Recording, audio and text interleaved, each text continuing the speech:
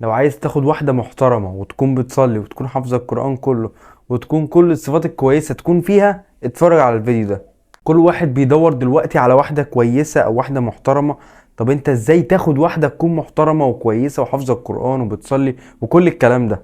فتعال اعرفك دينيا امتى تلاقي واحدة زي كده. بس احب افكرك ان الله وملائكته يصلون على النبي يا ايها الذين امنوا صلوا عليه وسلموا تسليما، عليه افضل الصلاة والسلام. نص شباب مصر حاليا بيكلموا بنات كتير جدا دلوقتي الا من رحم ربي. كل ما احاول اكلم بنت الاقيها تكلمني بكل سهوله، كل ما احاول اكلم بنت الاقيها تكلمني بكل سهوله. بس انا كده كده بتسلى بالبنات دي، ولكن اللي انا هتجوزها هتكون غير كده خالص. طبعا انا عايز واحده محترمه تكون بتصلي حافظه القران كله، تكون ما كلمتش اي حد قبل كده.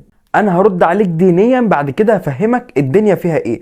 ربنا سبحانه وتعالى قال في القرآن الكريم الطيبات للطيبين والطيبون للطيبات. طبعا واول الايه الخبيثات للخبيثين، بس ده مش موضوعنا، احنا موضوعنا عن الطيبات دلوقتي. طب ايه معنى الايه دي؟ معنى الايه يا صديقي ان من عدل ربنا ان بيخلي الطيب يقابل الطيبه اللي زيه. بمعنى انك لو شخص فعلا مهذب اخلاقك كويسه بتصلي بتطيع ربنا وبتطيع رسول الله، بتقرا قرآن وبتحافظ على الصلاة بتاعتك، اكيد ربنا من عدله هيسخر لك واحدة تكون بنفس مواصفاتك.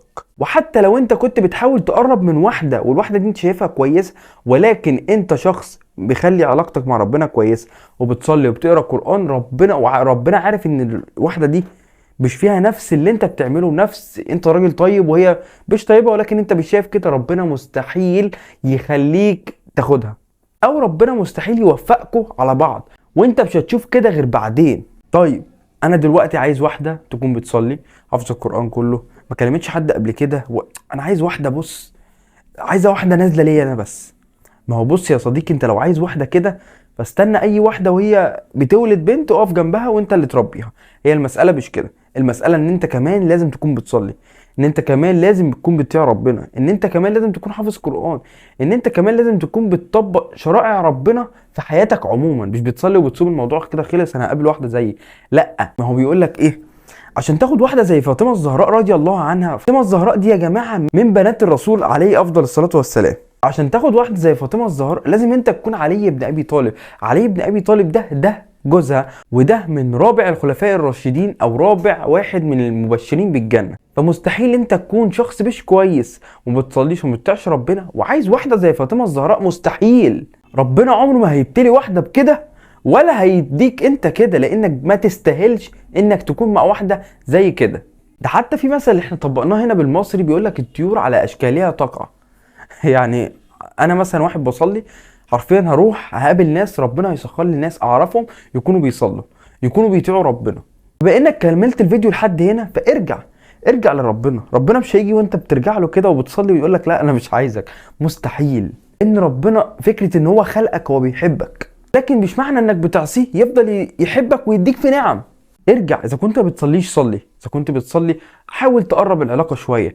قول مثلا اذكار بعد الصلاه. طب انا بصلي وبقول اذكار، قول اذكار الصبح والمساء.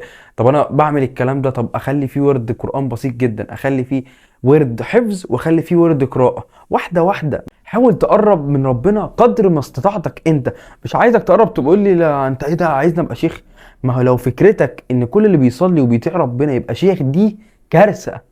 فارجع اظبط الدنيا وصلح علاقتك مع ربنا، واقسم بالله ربنا هيديك واحده انت مش هتتخيل ان دي موجوده على الارض. انت مش هتتخيل ان دي واحده عاديه، هتقول ده دي نازله كده من السما، دي حته تانية لوحدها. والبنت نفس الكلام، ما تبقاش عايزه تاخد واحد بيطيع ربنا وما بيفوتش فرض وانت ما بتصليش. طب ازاي يعني ربنا هيديك واحد لكده ازاي؟ ما هو ربنا يعني واحد مقرب منه جامد وواحده مش مقربه منه جامد، ازاي هيديكوا مع بعض؟ ربنا عادل، وغير ان ربنا عادل ربنا رحيم جدا.